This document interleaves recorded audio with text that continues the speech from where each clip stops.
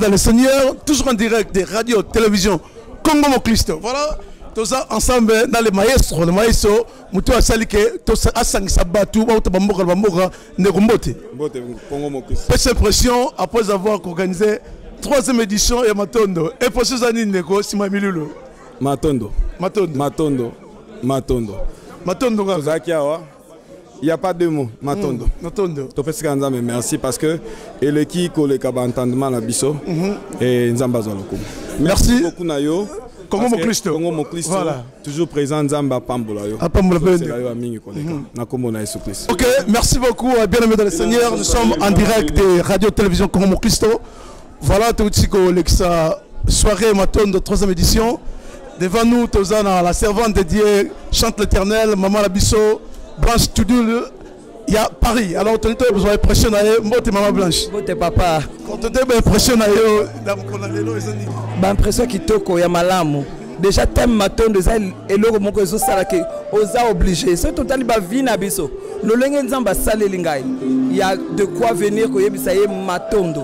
La journée à l'élo. En tout cas, cette journée, mon cousin va pas me la David. Merci Nzamba Pambola David, mais je pense que Ozonga Sunamboko. Nakuzonga, Ozamboko Nangana, c'est Yame na Royal Sous.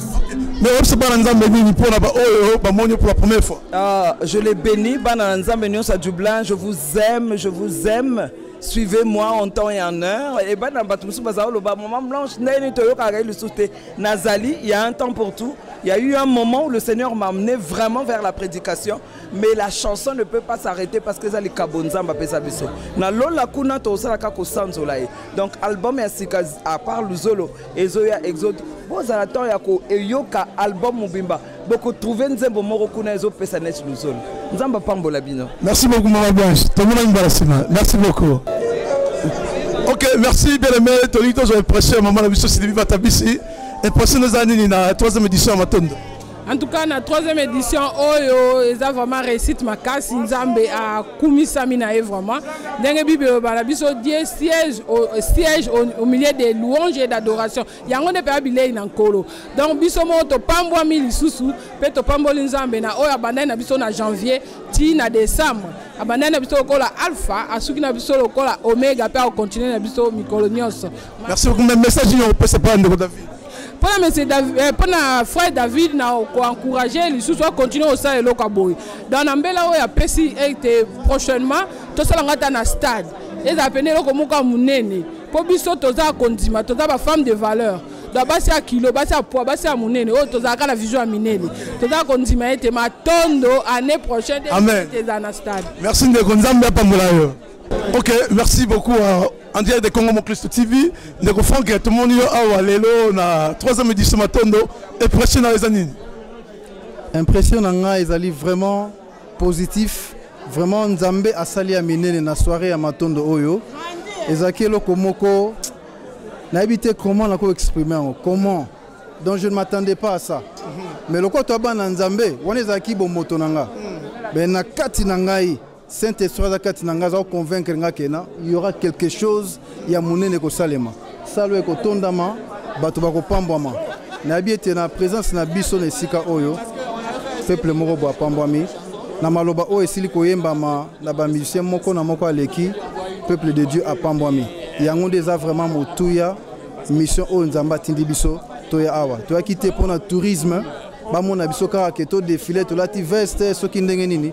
Toya ki vraiment pour te répondre à un mandat divin. Merci, que Dieu vous bénisse. Mais message à la peuple de Dieu pour la 3e édition à Matondo. Pour la 3e édition à Matondo, Nabi Nzambe Oyo, Azam multisystème, a coupé sa sous bas système à Sika, a multiplié le Lengeni Toroko Memelasouma Kambango. Boya est belé, CD malheureusement. Namoni Eza réédité, maman la Kassaga Koyanango. Voilà. Donc, bande koboyo ka message de la Katiwana et kopambola bino comme ça. Tant Royal sous la prochaine édition, Tokoyemba Banzembwana et Longo, la tête du serpent a été écrasée. Amen. Les circonstances de la vie ne sont que le mouvement de sa queue. N'aie pas peur. Merci, n'ayez pas peur. Merci frère, que Dieu vous bénisse. Si bien aimé dans le Seigneur, voilà, tous en direct à Radio Télévision Congo Christo. Après avoir passé un moment qui toko na Matondo 3e édition, bon tu as l'homme de Dieu, l'homme du 3e ciel, le pasteur Léon Kakuji, Mbote Ndeko. Mbote Mingi Congo Moklisto. Voilà, parce que prochain ayo na makambo yo les gars pour les années. Bon, moi que toza ti héros. Toza ba to na province na Boloué, so to vani ti héros, c'est-à-dire kitoko. Amen. Donc l'équipe malamu to pamboli Nzambe. Nzamba pambola bango makasi apambola pe Congo mon Christ. Merci bien aimé dans le Seigneur. Je pense à tous ceux qui ont serré l'interview de biso. Tous ensemble la chante l'Éternel. Maman la biso philo tantôt impressionné dans qu'on a lelo Mbote Ndeko. Mbote papa. Il y a Matondo. En tout cas, to kumisi Nzambe, to pesi Nzambe Matondo pour ndenge leki. Bien que to comme un air mot très tardif, mais batu bali pe ko kende te pour na relaxa pe que non, soit fone ya ko pesa Nzambe Matondo penza. Dans le Seigneur, nous encore un grand merci. En direct des radios télévision comme Christo, tous en homme de Dieu. Papa na biso tu dis le, tantôt j'ai impressionné na mkonalelo na Matondo 3e édition. Papa olobini pour l'édition de Salelo. Na CP déjà ndengo prononcer combat tu dis le bien, on le tu le tout. En tout cas vraiment na CPli. So na bi ton nom, na bi na CPli. Mais bah tu nous surtout ba ya pe ba CPli. Parce que de janvier à décembre, tu obliga Matondo. Matondo parce que bah tu es belé ba comité. Mibali est belé pour koufeli basi pe bébé koufeli mibali mba koufeli bana mususu bazana ba situation na hôpital. Mais biso obliga Matondo. Mais pour la célébration Matondo pour la 3e édition, nabi bravo l'artiste, bravo na papa Namso David. Vraiment initiative c'est comment dirais c'est Isaka Nzambe. Kono penza asungaye biso peto sungaye ngamoko pena sunga vraiment makambo oyo ya Matondo to bigara Matondo et puis na sepeli komona Congo mo Kristo na mona ega na musika na moni des près Et là, on a enseigné avec ça en anglais. Pourtant, on ne comprend rien. On a vu matondo qui sont anglais. Merci. Et puis, si tu es Kendeli Bosso, beaucoup de gens s'abonner. Tala, kola pambula yo. Merci beaucoup. Matondo po otiki musala, otiki makambo ebele, matondo penda matondo. Vraiment, tu as 4e édition. Et ça sous matondo. Matondo l'équipe très bien. Ouais. Ah non, on a ça été mais on a senti que travaille bien. Travaille pena bien. En tout cas, maestro, coup de chapeau. Très bien. Voilà Mukolo. Congo Moklisto. Merci beaucoup. Vraiment, on a été bénis. Que Dieu, le Dieu Tout-Puissant, bénisse l'homme de Dieu, le servant de l'Éternel, Maestro David, pour cette initiative. Et ça vraiment concept Moko, Yamakasi, Yamalamu, pour réunir tous les coins Europe. Koya, Kosangana, Ponorba Matondo. La raison, c'est que les moutons ont témoignage. Et la participation bah bébé to moni raison ya mutu na mutu. Merci beaucoup. Mais merci et non on est encore bisa na organisateur à Salima Kambo na bandiko balanda biso. En tout cas et continuer Nzambe a inspiré frère David, Nzambe a sa équipe ya munene li souci na bino pour continuer à réaliser Matondo et silaté et pourquoi pas 2 fois en année et continuer et puis mutunyo sazana pour ça pour soutenir financièrement na baïda en tout cas toi hésiter ça concept moi ils coûté cher pour bien ça ba yembi de partout ça coûte de l'argent toya to sangana parce que Matondo est important Matondo à vous Matondo Congo Moklisto. Non, merci.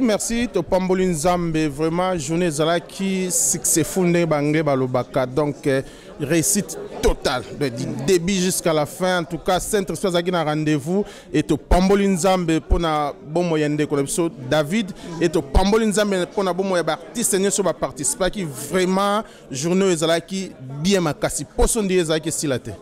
Merci beaucoup pour ce silaté, mais Nino Web Salabandeko Baya qui ton édition Oyo. Est-ce que continuer 5e édition, 4e, 6e édition, comment?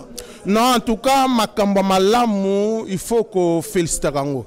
Et tout ça, posa et continuer et koba selon visionnaire hier mon de David aligné et qui n'est pas bambo comme sousou. Donc n'engé bandi boza 3e édition de souhaiter 4e édition, 5e édition et pourquoi pas édition mususu 4 s'appelle Bangambo et qui n'est pas Londres, qui n'est pas France, Congo par-ci par-là. Donc concept oyo ya Matondo eza tellement bien, eza tellement génial. En tout cas to Pambolin Nzambe musalo et Kendeli Bosso frère David Pambolama bandeko ya diblé de mbalasima soko yoki Matondo kozangate parce que tu passé un bon moment de présence ensemble. Nalobi que Nzambe wana zo lokumu parce que ce n'était pas facile, ce n'était pas facile par rapport à ko sangisa artiste belé. Mais par la grâce de Dieu, par rapport il y a Saint-Esprit Otoyambi et comment facile parce que Saint-Esprit a sali na place na biso. L'unité tout vraiment c'était très bien formidable. Vraiment na roloba na langue molimo mosantu pour vraiment esengo ezalaki awa présence à Dieu ezalaki makasi na place d'abord to passer na louange et puis après to comme na réjouissance et reconnaissance et la joie de glorifier le Seigneur. Vraiment c'était fantastique et puis retrouvailles union ces alliés amen sœur Blanche bon oh baza baleki bon tolinga suko benga bango baleki te po ba koma ba responsable bientôt bango bazotu la relève totale il y a ministère e bandaka boto komi ko se retirer moi muke total akabango et il y a les frères David et Longa. Nous venons tous dans la même famille de Sangomalamu. Il y a les bon, Nalingana Benga est le petit, mais Nakobenga est Franck. Hein? Franck, ça ce sont quand nous avons œuvré dans le ministère de Sangomalamu, on ne pouvait jamais imaginer que Baleki wana lelo barotel mpe basini. Personne n'engage moko Matondo. Eza esengo po esika bato oyo bible zo na biso sika moko mibale misato basangani pona kombo na ye azana ya esengo e biso to kia wa makanisa biso zaki nini to ko senga ka Nzambe merci o bino molomi na monoko na mino soki Thanksgiving voilà donc na sepeli vraiment comme on a net grand frère na ngawa Ce qui n'a pas mboula to betara na mbala suka musique. Et c'est plus de 20 ans passés. Plus de 20 ans passés to betara na ba quand il y a à l'époque surtout le bien on pas comprendre ngoté mais village ya ba angolais réfugiés na Congo. Alors biso to na robeta kuna pour le kumu na Nzambe. Donc là maintenant je me suis retrouvé et puis c'est pour kumu Nzambe na ba ensemble. En tout cas après 3e édition à Matondo pour première na quitté Nazara na Kini na Kishasa mais 2e j'étais ici là la joie qui paye image en tout cas na partager image wana ezara pena na base ça la base en tout cas siko lelo susu là na tieka na bando filmer en tout cas na moni ba vieux belé pour na sai live en tout cas nzamba pambola yake musika nzamba pambola yake musika menino ko ba bandeko o bazaki atele ba o bazalaki ate quand même là ba misupe ba moni ba côté na live là na tie live ba misupe ba landia on ndako en tout cas mbala sima esenga esika ozali so ba bominzoko esika ba olela nde esika bato bazotondela soki yozo zela par na yo na ndako oyo kaka solo pamba donc là ba lobi ke to ya to la présent en tout cas to ya pona kotombola eloko wana to ya pona kotombola pona ko boa kele suba fleur en tout cas nzamba kene liboso akene musika ya ke idée na ye en tout cas j'apprécie beaucoup idée na ye po azu bengisa o sangisa batu o na ba musicien to bosana ki to gunga ki neti mama blanche depuis mbula ni na mona na landa kae la msona kazarema mais vis-à-vis boy en tout cas na yo moni so live Léon a landé na Congo Mokristo na landé na Congo Mokristo en tout cas vraiment live en tout cas j'étais content na sepeli en tout cas nzamba za lokumu nzamba pambola Yesu sukoleka ake musika en tout cas biso so to cha meda la meto simbana en tout cas to tombola musique na mboka na biso so totali penza biso ba musiciens bazo yeba Irlande des aninité tous les musiciens tous les musiciens vont comprendre que na kati ya Irlande logo ya Irlande eza app wana ezali moko oyo David abetaki na musique non eza bongo siko yangwana siko ba musicien na Irlande kutu fo ba tele mapenza ba bien que mboko eza mboka musique amen to logo na biso ya Irlande eza app donc app wana en tout cas malgré ça na Guinness et na Guinness mais en tout cas Nzambe azolokumu Nzamba azolokumu en tout cas pona ngai lena tala logo ngolo bake mboka oza mboka musique donc faut tombola vraiment musique to tombola pena Nzambe to louer alobi azo demeurer na louange pe adoration bon Nzambe apambola o ezali Matondo na kati ya Zion Church ezali lipamboli pona lelo ezali makambo changer na makambo belé so bato mususu bakei ndenge bayaki te parce que eza journée ya adoration oyo Nzambe azosala toyaki ko adorer juste ye Nzambe ye pe azaki au rendez-vous na biki à répondre à bakambo ya ba besoin ya bato belé à soigner pe bato belé Nzambe akomisa milelo mais okoyebisa ndeko David nini na organisation bon pour na papa David félicitations na courage tolingi prochainement ezala salle ya munene koleka oyo c'est en direct de Belgique ndeko lobini mais to sepeli kaka to lobika Matondo nde mamboleki bien par la grâce ça c'est mais pression nini ndeko pression c'est-à-dire que to yembi to ngala bina mingi te mais na ndenge na bini wa bomona ka ba image donc ça s'est bien passé en tout cas surtout au moni bampaka musalo papa Edo nalingana lela ok en tout cas c'est une grâce ya omona nzamba batelena na zana na mbomoi c'est vraiment merci beaucoup ndeko en tout cas boye malamu tozaki en direct à Radio Télévision Congo Mokristo que Dieu vous bénisse neko amen Neko Mbote Dieu vous bénisse alors interview est impressionnant après avoir tout le monde musala musali ya munene lelo na Matondo de pression les années. Bon, impression Nangai, en fait, Matondo, si vous voulez, ESA, donc événement Autobengi Thanksgiving en anglais.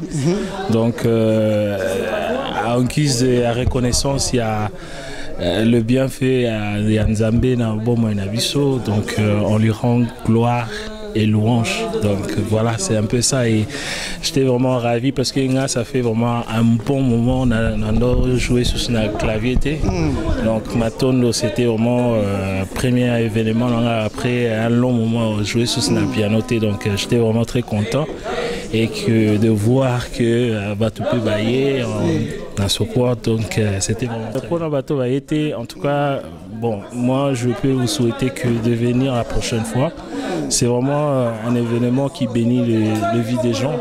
Donc voilà, donc ce besoin d'occasion, et ça un événement congolais comme on le pense, ni un truc de typique africain.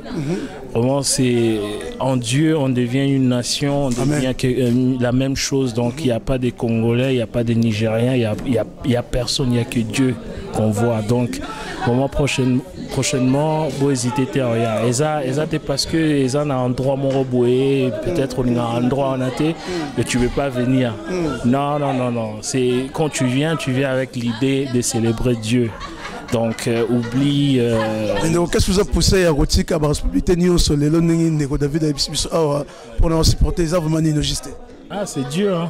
Okay. C'est Dieu, c'est que Dieu. Vraiment, si on atteint la réalité à Vinangaï, c'est que Dieu a fait pour moi. Donc, je peux que lui donner mon temps, quoi. Parce que le temps, on dit time is money. Donc, si tu donnes Dieu ton temps, tu lui donnes en fait l'argent aussi en retour. Donc voilà, si quelqu'un qui donne son temps, il donne aussi quelque chose de valeur, quoi. Donc voilà. Mais parce qu'il y a des gens qui donnent, qui a fait. Même pas même nous, tout ça, il fallait tout ça. On est là juste pour notre Matondo Panzambia. Et on peut-être surtout bon. Dommage, mais est-il que l'organisateur n'a pas initiative à bouer. Bandeko oyo, baza peut-être banda ko Hollande. DVD en direct au quoi c'est bon nini. En tout cas, suivez le DVD, surtout la partie où on a adoré l'Éternel sans instrument. C'était vraiment fort. En tout cas, moi je souhaite qu'il y ait onction, on a sentir l'élo et se transmettre qu'on a binopé, vous a béni, quoi. En tout cas, prochainement, n'hésitez pas à venir Matondo édition 4 éditions.